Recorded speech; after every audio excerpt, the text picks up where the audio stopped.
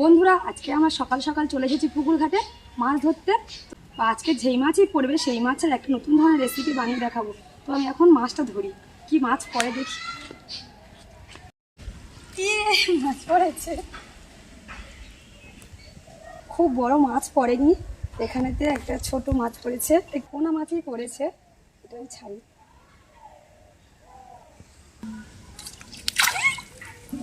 আবার মাছ পড়েছে, আবার একটা মাছ পড়েছে। বাবা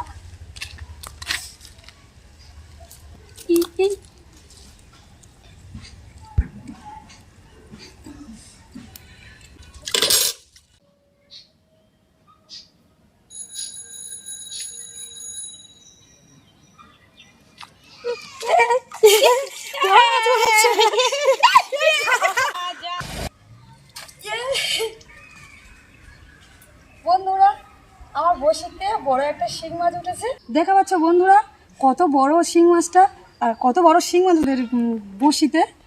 আর এই পাকা শিং মাছে আজকের আপনাদের রেসিপি করে দেখাবো। এই শিং মাছ অনেকদিন থাকলে তবে এই শিং মাছগুলো এরকম বড় হয়, আর পেটে ডিমও ভরা, পেটে ডিম ভরা।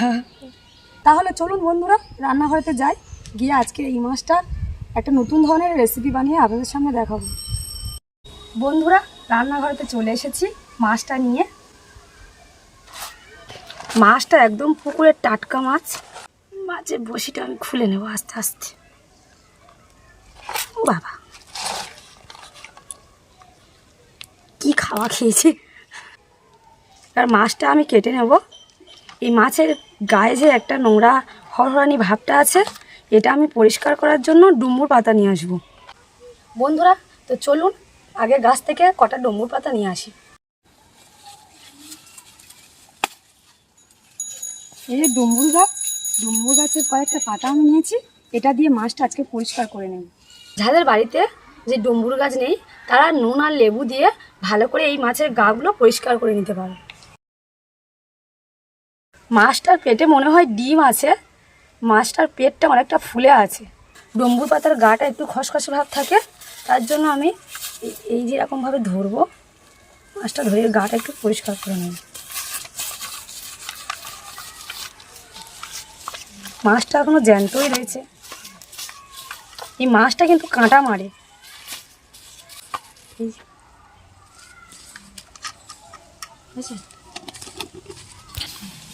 মাছটা পরিষ্কার হয়ে গেছে, এই কতটা নোংরা বার হয়েছে।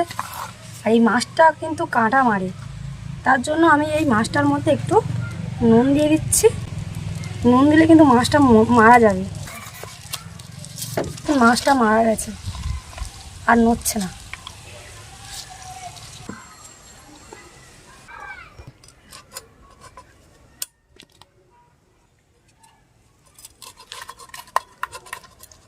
পাখনাগুলো প্রচণ্ড শক্ত মাছটার।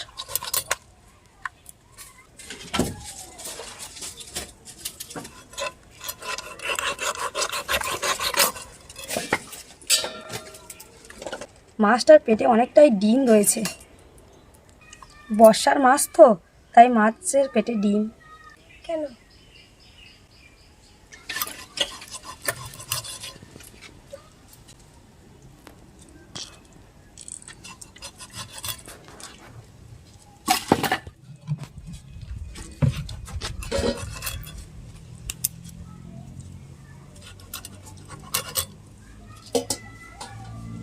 মাছগুলো কাটা হয়ে গেছে, আমি এটা ভালো করে পরিষ্কার করে ধুয়ে নিয়ে আসবো।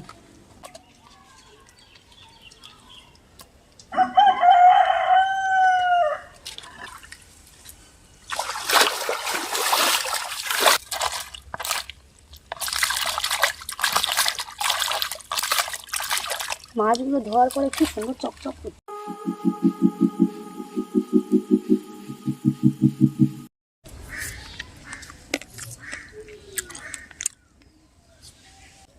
এর মধ্যে আমি অল্প করে নুন হলুদ দিয়ে অল্প করে কাঁচা তেল দিয়ে আমি মাছটাকে ভালো করে মাখিয়ে নেব।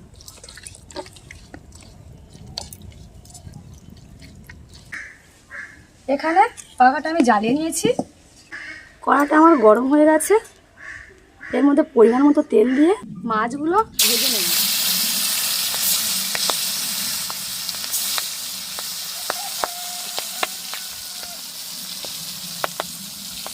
প্রচণ্ড ফাটে, তার জন্য মাছগুলো আমি ঢাকা দিয়ে দিয়ে ভাজবো।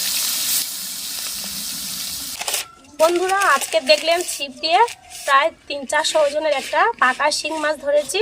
আপনাদের কাছে শেয়ার করে দেখাবো এই শিং মাছের পোস্ত ঝাল। তা আপনারা সম্পূর্ণ ভিডিওটি দেখতে থাকুন আর সঙ্গে থাকুন।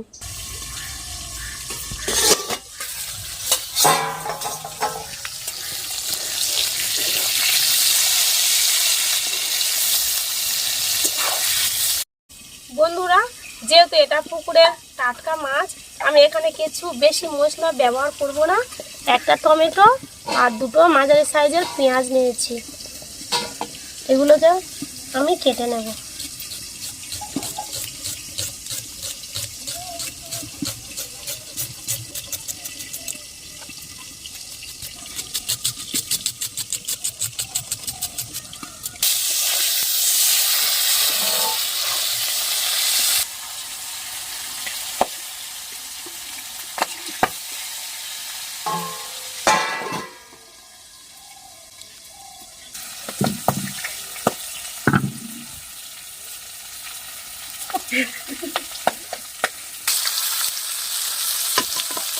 মাছগুলো ভাজা হয়ে গেছে, আমি একটা পাত্র নিয়েছি, মাছগুলো আমি তুলে নিই।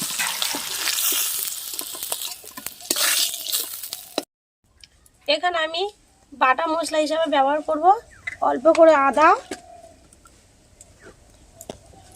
আর অল্প পোস্ত।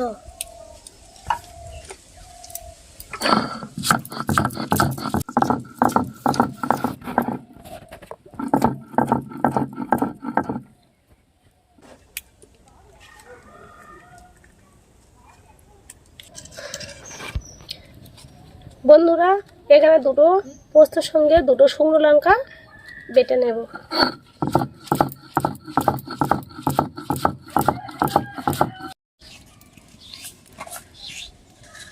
বন্ধুরা শিঙি মাছের পোস্ত ঝালের জন্য আমি এখানে যে উপকরণগুলো নিয়েছি একবার দেখাই।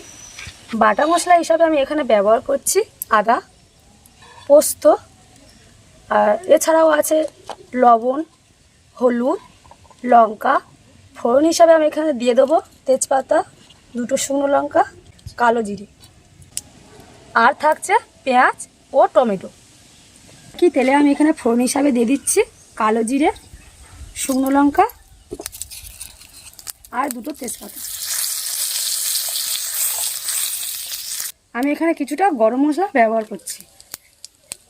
ফোড়ন থেকে সুন্দর সেন্ট বার হয়েছে, এর মধ্যে দিয়ে দেবো কেটে রাখা পেঁয়াজগুলো।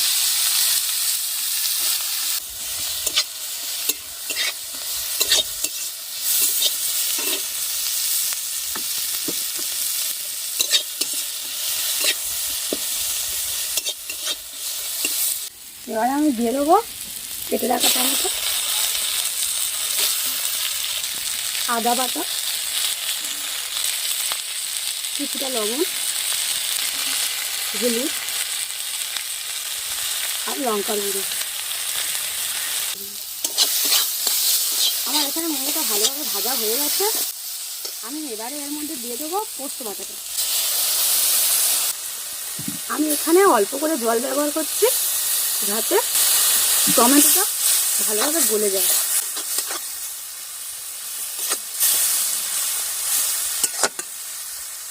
মশলা থেকে তেল ছেড়ে দিয়েছে, আর এর মধ্যে দিয়ে দেবো মাছগুলো।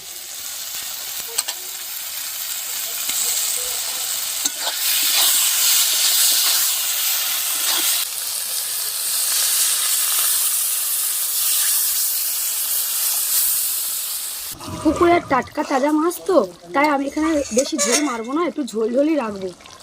তরকারিটা আমার হয়ে গেছে, আমি তরকারিটা এবার লাগিয়ে নেব।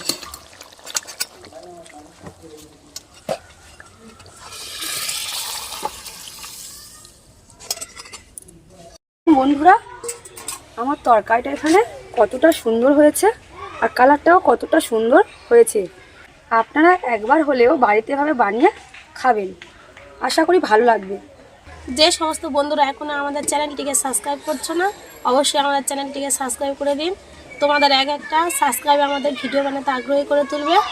প্লিজ বন্ধুরা আমাদের চ্যানেলটিকে অবশ্যই করে সাবস্ক্রাইব করবেন।